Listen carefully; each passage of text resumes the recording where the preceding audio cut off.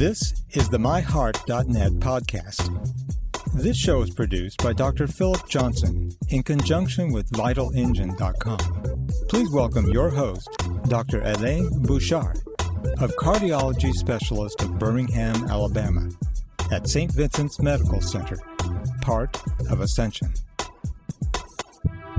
Welcome to our podcast in MyHeart.net, and today our topic is cancer and blood clots. Who's at risk and how do we treat? And by blood clot, mostly we're talking about the clot that are on the venous system. This week, we'll talk about thrombophlebitis, DVT, and the killer clot, the pulmonary emboli. And with me today, we have a special guest. It's Dr. Jan Liu. He's the director of the Cardio-Oncology at Ascension Seton in Texas. He's also medical director of Ascension Texas Cardiovascular Seton Northwest. He's also assistant professor of medicine at the University of Texas. So, Jan, welcome to MyHeart.net, and thank you for taking the time. Oh, thank you, Alain. It's a pleasure to be here today. Thanks. So, in some way, today we'll try to talk about venous thrombosis, and mostly it's the DVT and the PTE or killer clot. We'll try to see how common is this actually as a cardiovascular complication in cancer. We'll look at the data, with Jan, and maybe he'll tell us a little bit more about these blood clots. What does it mean for the cancer patient? Who's most at risk? We'll talk a little bit about a special patient population like multiple myeloma and patients with brain cancer, because they can really be quite a challenge. We're going to talk about how do we treat a blood clot, and also how can we prevent the recurrence, because that's a significant problem, in patients, with cancer. So, Jan, let's deep dive into venous thrombosis or blood clots and cancer. Tell us a little bit about the data. Yeah, so just like you mentioned, venous thrombosis is such an important condition we'll look at, especially in this cancer patient or what we call cardio-oncology patient, basically cancer patients with cardiovascular disease.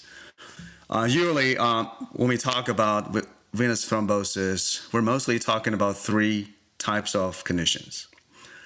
First one is superficial venous thrombosis, which is a milder form of venous thrombosis. And second one is deep vein thrombosis, or what we call DVT very commonly. And the third one is pulmonary emboli. And essentially, pulmonary emboli it's a progression of DVT or deep vein thrombosis, but because it is at times could be so severe that could be life-threatening, so pulmonary emboli or PE is very often discussed separately. And together as venous thrombosis, believe it or not, it is actually one of the most common complications from cancer, or if not the most common complications from the diagnosis of cancer. And there's actually a serious study looked at this huge patient population, with first-time recurrence of DVT or PE. And what we find is actually, if you have cancer diagnosis or presence of cancer, on average, that can increase the risk of venous thrombosis by 7-fold. And that's a huge number. But, in addition to that, several specific types of cancer, such as hematological malignancy, such as we very often talk about leukemia or lymphoma, and those type of cancer could increase the risk of venous thrombosis by almost 28-fold. I mean, that's a hugely increased risk for those patients. And even some solid tumors, such as lung cancer or gastric cancer, and notoriously pancreatic cancer, they can also increase the risk of venous thrombosis by 20-fold. And usually those highest risk happens during the first year of cancer diagnosis, partially because first year is also the year that patient will receive a lot of cancer treatment or chemotherapy or target therapy. And we'll be talking about that a little later. And in addition to all of this, the cancer itself, depends on how it interacts with the host, with the patient. If it's cancer is localized, even though the risk is higher in terms of venous thrombosis, but it's actually not that bad. But when the cancer really progresses, for example, if it metastasizes or becomes systematic, that alone can increase the risk of venous thrombosis by almost 19 to 20-fold. So this is, we're talking about a hugely different risk just to have a diagnosis of cancer. And that's why many times we wanted to, when we see a patient, especially when we see a cardio-oncology patient, basically cancer patient have some cardiovascular risk factors or cardiovascular disease at the same time. In our office, we really wanted to pay attention to, the prevention of venous thrombosis. And obviously, if the patient already had history of DVT or PE, the prevention of the recurrence of the same condition is also very important. So it seems like we have some, patient-related factors, which probably are the same as some of the other risks, of getting a blood clot. Like I guess we're talking about the weight and smokers and previous, DVT. It seems like there's some cancer-related, kind of risk of getting these blood clots, and then maybe the treatment, related. Is that correct? Absolutely. The patient factor, what we call, or just the diagnosis of cancer and how the cancer is interacting with that host or cancer cell. Those are the patient factor. That's very important because as some of us we already know that in cancer patients, when a DVT or pulmonary emboli occur, they also could have very different manifestation, meaning that usually if a venous thrombosis happens in cancer patients, it could involve much larger vascular structure, bigger veins such as portal veins, superior vena cava, or inferior vena cava. A lot of those, we don't usually see in a patient without cancer. And also in cancer patients, when a DVT or PE, pulmonary emboli, occurs, most of the time or many times it could involve both sides. And that's also a very different characteristic compared to the patient who has no cancer diagnosis. The other factors are also very important, like you just mentioned, because for cancer to be diagnosed, the next step would be usually how to treat those cancer patients. So the cancer treatment or cancer therapeutics, a different type, radiation, chemotherapy, or target therapy, the newest immunotherapy, as you know, all of those could actually directly or indirectly increase the risk of venous thrombosis in this patient population. Now, some of these therapies, such as platinum-based chemotherapy, most commonly cisplatin, so they may have much higher risk of venous thrombosis if a patient were to start those type of chemotherapy. And other, as we have known that a lot of times we have angiogenesis inhibitors. We use a lot of those type of therapy to control cancer, different solid tumors. Some example, nalotinib or ponatinib. All those small molecule inhibitors, as angiogenesis inhibitor, it could actually change the dynamic of endothelia in the venous system. So that will lead to a much higher risk of venous thrombosis too. And then we're probably going to be talking about later on some of the immunotherapy or immunomodulating therapy or even hormonal therapies could be associated with much higher risk of venous thrombosis compared to other types of chemotherapies in general. So definitely the treatment factor is also a huge one in terms of risk of venous thrombosis. What about some of the cancer patients, particularly in regards to multiple myeloma and brain cancer? What are the issues there? That is a very important topic, Alain, because just like you said, multiple myeloma patients, when we mentioned patient who has been diagnosed with multiple myeloma, we're talking about 10% of those patients at some point of their cancer treatment, they will have venous thrombosis. That's a very high risk. So 10% of them will have a clot somewhere. And obviously, we're going to talk about a brain cancer patient a little later. They're also a very special patient population. But for multiple myeloma, there's a lot of times we have not only the large amount of cancer cells. In this case, it's plasma cells. So a large amount of proliferating, highly proliferative B cells, plasma cells in the bone marrow and also in the blood. And they also generate a large amount of protein we call light chain. So all of those will make our blood much more viscosity. So it's just thickening of the blood. So the blood viscosity increase directly by this type of condition, it will lead to obviously much higher risk of venous thrombosis. But there are also other factors. So besides the multiple myeloma as a diagnosis, there are two other factors we usually consider when we look at the risk of venous thrombosis in this specific patient population. The other one will be, again, patient factors. So demographics, the age, their BMI, and some of past medical problems, medical comorbidities, all could be contributing to potentially higher risk of venous thrombosis. Take example, if a patient's older than 75, they're at higher risk. If they're obese, their BMI is more than 25 or more than 30, they are at much higher risk. And sometimes, race, like being Caucasian, will put you at a little bit higher risk of venous thrombosis in this specific type of patient population. But if someone had a history of venous thrombosis in the past, that is also additional risk factor. And many times cancer patients, they all have a portal cath, a central venous catheter. The presence of that will also increase the risk of venous thrombosis significantly.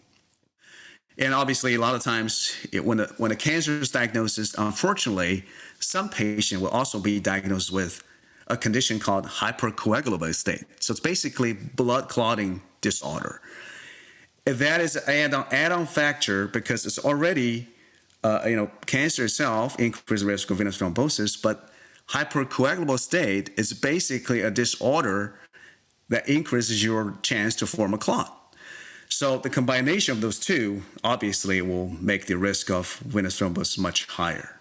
And a lot of other patients we know, they have cardiovascular disease risk, such as diabetes. They may have actual cardiovascular disease.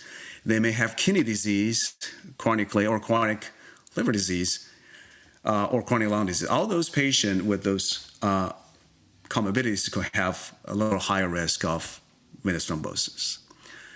And in addition to that, so we've talked about the diagnosis of multiple myeloma. It's a good example. And then the second is the patient factor. And thirdly is, again, the treatment. And in this specific situation, as you know, multiple myeloma could be treated with stem cell transplant, but many times we use immunotherapy. So immunomodulatory therapy itself, such as bortezomib, and that could be a risk factor. Again, add on to the multiple myeloma to increase the risk of venous thrombosis.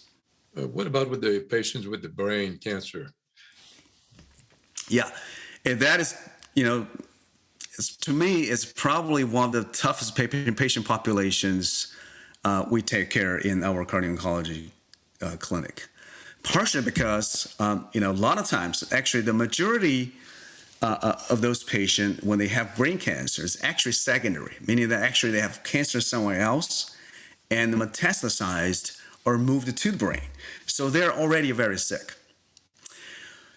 But even with primary brain cancer, such as glioma, those patients actually could have risk of venous thrombosis as high as 30%. So 30% of those patients could have a venous thrombosis event at some point during their cancer treatment or during their lifetime. That's a huge number. 1/3 of those patients are going to have a clot somewhere. This is by, obviously the multiple studies shown that pretty strong data.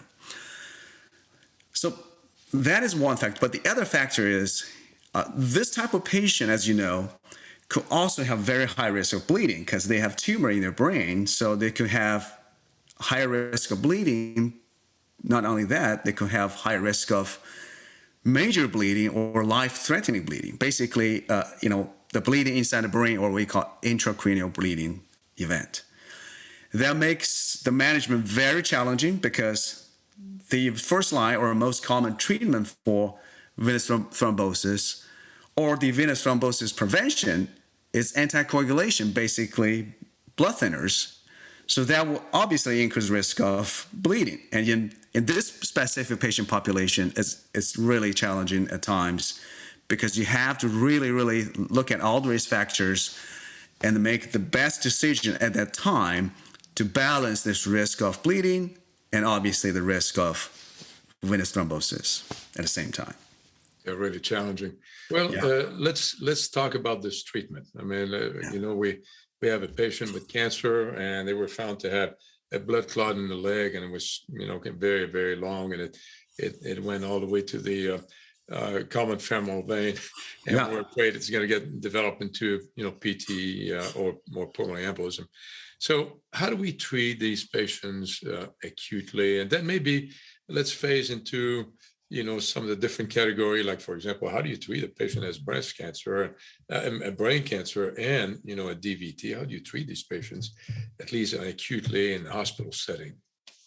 Yeah, very good question. Now, first of all, the acute lase or the first line treatment when the DVT or pulmonary emboli occurs is probably the most important step because it's not only can slow down or control the progression of the thrombosis process, but also directly could actually affect the long-term outcome of this patient and long-term life quality of those patients.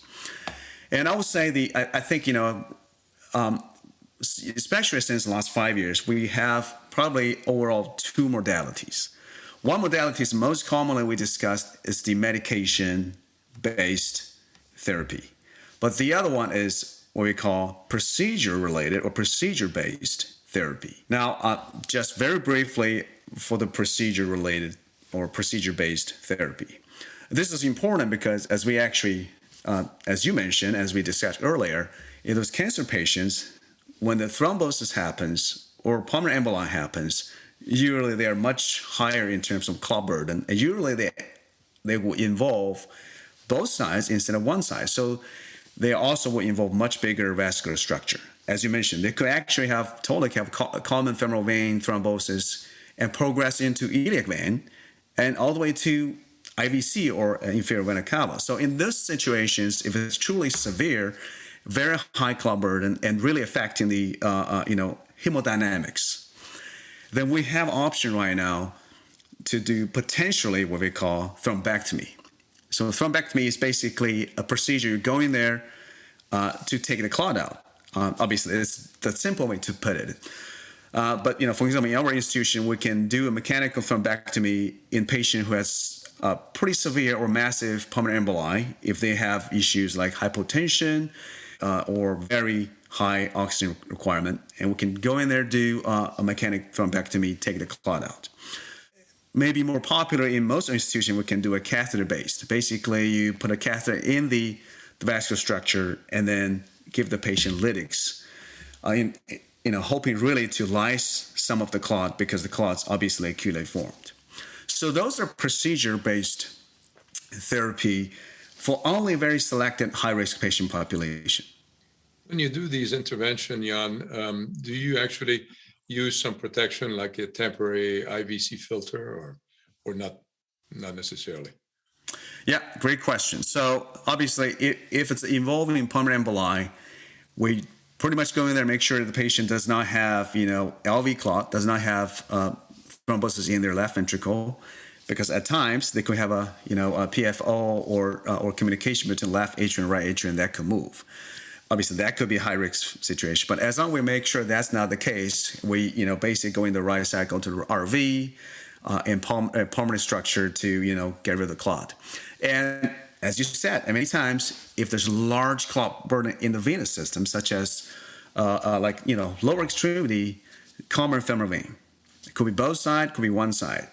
If we go in there trying to take the clot out and move, actually go to the lung, and that's not ideal. In that situation, as you exactly mentioned, we may actually try to use some protection. Many times we'll put IVC filter in so that the clot will have no chance to move to the lung, will not cause any life-threatening situation. Then we go in there, work on this big venous thrombosis in a way that's safe for the patient. Very good question. Yeah. But besides the procedure-based therapy, I think the mainstream or the first line of the therapy for most venous thrombosis or pulmonary emboli is anticoagulation. As patients know, the blood thinners. Usually in an acute setting or in a hospital, we start patient with heparin, IV heparin, or heparin infusion because that's the quickest way to take effect, to get the blood thinners in the system, and also it could be the safest way because heparin, agents such like heparin, they could actually get out of your system. If there's a bleeding event were to happen, we can stop it and we can control the situation quickly. So I would say IV heparin is probably the very first line for that treatment. In many situations, we also use the subcutaneous injection of low molecular weight heparin, known to some patients as Lovenox, but it's really just low molecular weight heparin. And then most recently, as you know, last 5-6 years, we're using more and more direct oral anticoagulation agents, so DOAC we call. Basically, it's a pill, and at different dose, we can give it to our patients in an acute setting to start a treatment. And this is really the technology has advanced to the point that we have the luxury to offer this type of therapy. Now we have pretty strong data, as you know, in this arena. One of the very typical studies is the Hokusai study. That is really looking at the potential efficacy of indoxaban compared to the traditional dalteparin therapy. And they've shown that the indoxaban, the direct oral anticoagulation agent given to the patient as a pill, can actually reduce the rate of or risk of recurrent venous thrombosis by almost 30% if it's added onto the regimen of dalteparin. Of course, the bleeding risk is also a little higher, 6.9% in the indoxaban group compared to 4% in the dalteparin group. But the amount of the risk reduction, 29%, is really, really, I would say satisfying because we know that that's going to be changing our practice. It did at that time. And also another agent, apixaban, shown by the Cardiology study or the Cardiology investigators, that 10 milligram twice a day as a loading dose given to the patient for 7 days, and then followed by the regular dose of the apixaban 5 milligram twice a day. That compared to the traditional dalteparin not only has reduction of the risk of recurrent venous thrombosis, but the risk of major bleeding was found to be very similar. So that is, to me, is a very important study in the field, showing us that DOACs or direct oral anticoagulation agents not only are safe but also really have better efficacy and a safety profile in terms of prevention of recurrence of venous thrombosis. Very similar, as you know, the rivaroxaban has been shown by the other study to have very similar efficacy and a safety profile compared to apixaban.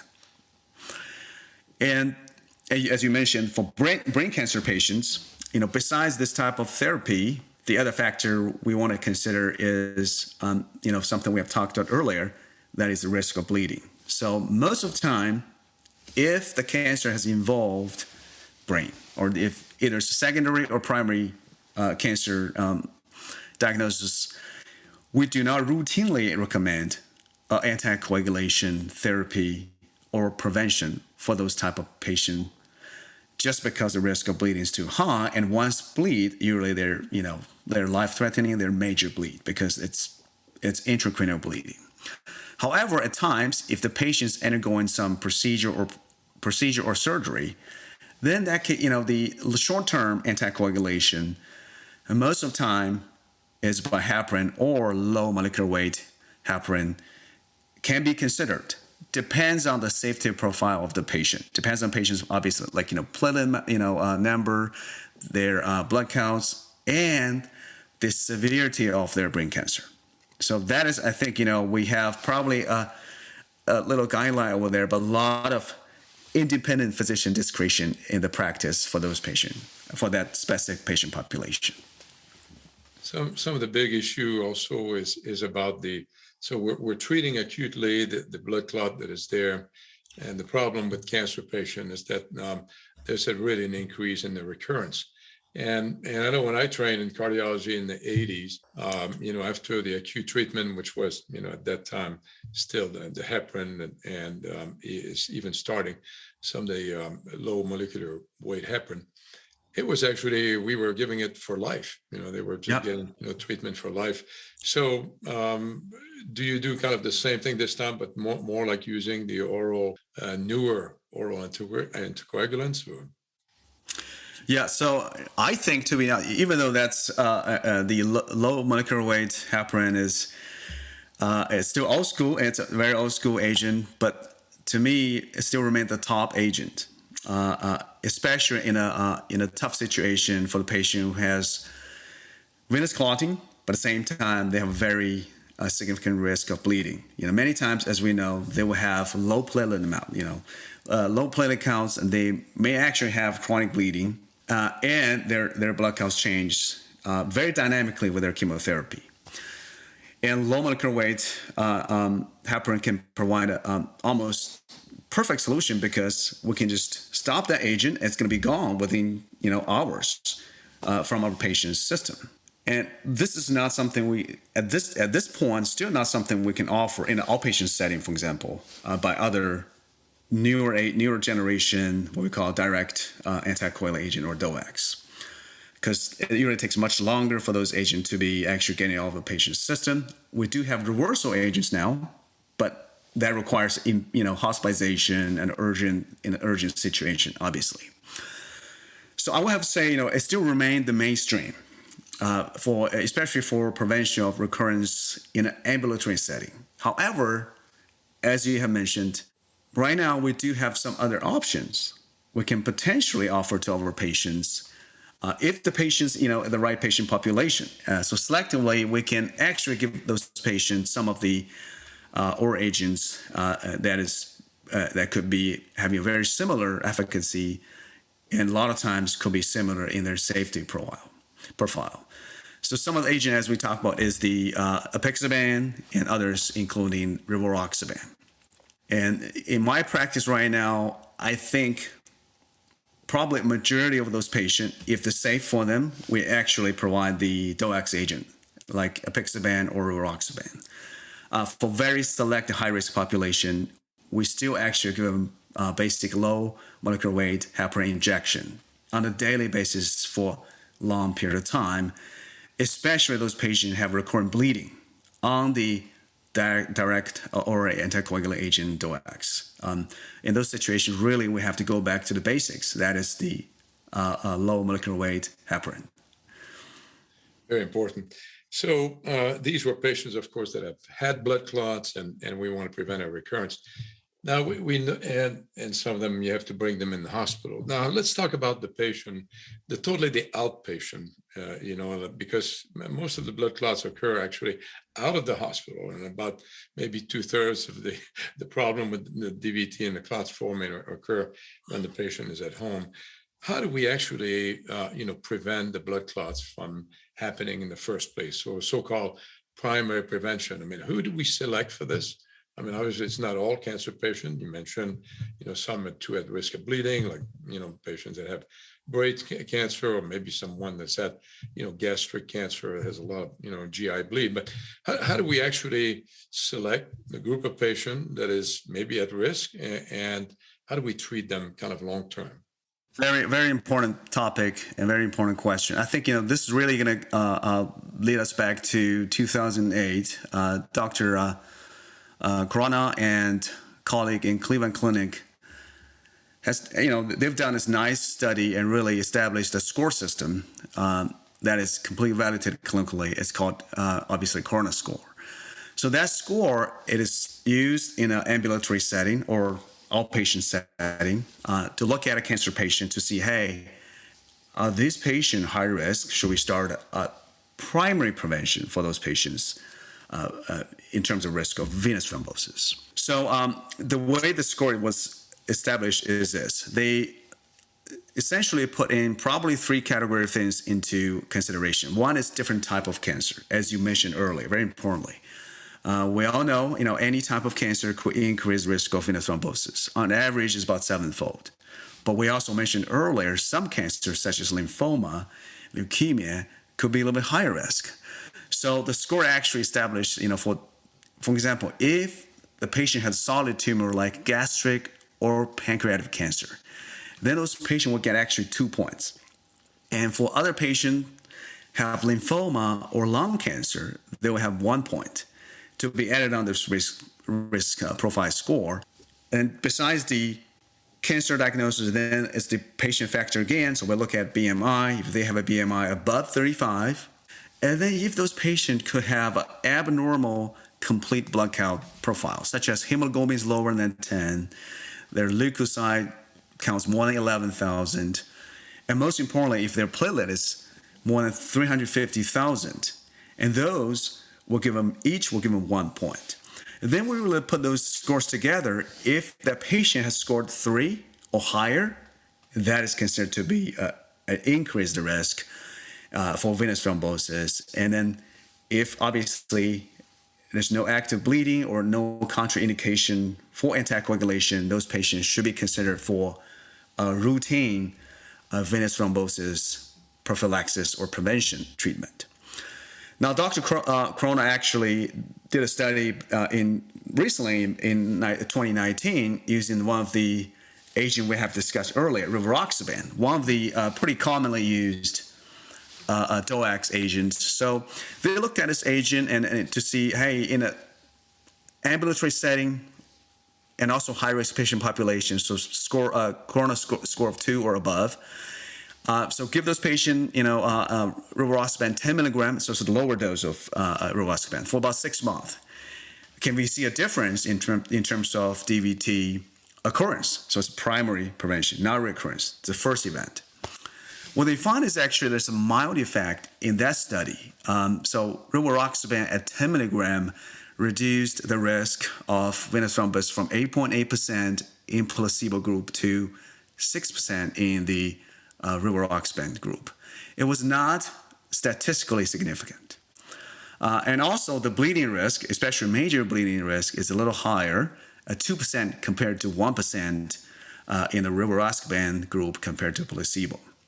So that has shown some early light that maybe the direct oral anticoagulant agent could be helpful. So the same year, actually, another group, Dr. Mark Carey's group, the study is basically done by award investigators. They've actually studied another different DOAC agent, apixaban. They also use a lower dose, 2.5 milligram, because regular is 5.0 milligram twice a day. So they use apixaban 2.5 milligram twice a day, essentially looking at a very similar patient population. So Corona score of 2 or above, and treat those patients for about 6 months. And then they look at the primary occurrence of venous thrombosis. What they find is very interesting. So in the placebo group, there's about 10% or 10.4% of venous thrombosis occurrence. But in the apixaban group, treatment group, the risk is the occurrence is about 4.2%. So almost it's a twofold difference, if you compare the apixaban to the placebo group. And that's a very significant reduction. It was actually also statistically significant. And then the major bleeding, also a little higher, so it was 2.1% compared in the apixaban group compared to 1.1% in placebo group, which is kind of expected, very consistent with the rivaroxaban study done by Dr. Corona. So, but the difference in this study is really we've seen a statistically significant difference between the apixaban 2.5 twice a day and the placebo group, showing us that the DOACs, especially apixaban, can actually be very helpful at low dose to reduce the risk of venous thrombosis in these cancer patients as a primary prevention. And it is it is important because this is obviously a pill. It's a medication we give it to the patient. They can take it home. It is, it can be easily prescribed to them. And to me, this will be something that's going to be continue to have a big impact in our daily practice, especially in a cardio-oncology practice. So which one do you use in your practice? Yeah, so my personal choice is very consistent with the data. It's apixaban because the statistic significance. But many times, as you know, our practice also could be. We also need to take in consideration of the patient factor. Sometimes the patient's like, I do not want to take the medication twice a day. There's no way I'm going to take that medication twice a day. I'm going to take once a day medication. And then in that situation, rivaroxaban 10 milligram once a day could be a reasonable replacement of that. And it's better than not taking any apixaban. If they can at least take one time a day 10 milligram of rivaroxaban. But if everything's same, everything's similar, I will still go with the data that's shown to us. So apixaban for now, but I think if we have future studies, and maybe either one. Well, this study is mostly looking at 1 year after initiation of the treatment. Do we have any long-term follow-up? Yeah, so I do not think we have, long-term outcome data, as a follow-up in either of those two studies. It will be interesting to see, if they are doing that or, what's going to show. Now, one thing that could be challenging is that, for cancer patients, it could be tough to follow them long-term because the patient attrition from the study group or study population could be huge. So I'm also kind of, eager to see if there could be any data, as a follow-up from either of those two studies as a long-term outcome, not only the morbidity or mortality, but also the life quality. I think it's the other very important factor to consider. Do we have any guidelines on the treatment of a patient for prevention of venous thrombosis? So for the guidelines about the anticoagulation in cancer patients, I think right now it's still being developed to me. I think in cardio-oncology, I do not think there's any specific update regarding to this area, but in general, our cardio-oncology guidelines actually is being developed right now in European Society of Cardiology, and to be expect to be out, I think, in 2023. I hope this is one of those things could be in the guidelines as part of cardio-oncology guideline. But I'm not aware of any official guideline just specifically on this this part of practice. Yeah. Well, Jan, thank you very much. I think this was very, very helpful. It's such an important problem. Venous thrombosis and pulmonary emboli in patients with cancer. We deal with that, every day. And I think this was a lot of good information. So I want to thank you for your time. And next time, I think we're going to have a very, very interesting podcast. We'll follow up next week with again, Dr. Yan Liu, and we'll discuss how can a heart attack affect your cancer. Don't miss it. Absolutely. It's my pleasure. Thank you for having me today. To learn more from our team of cardiologists, please visit us at MyHeart.net. You can also follow us on social media by searching MyHeart.net on Facebook and Twitter. And be sure to subscribe to this podcast so you don't miss our next episode.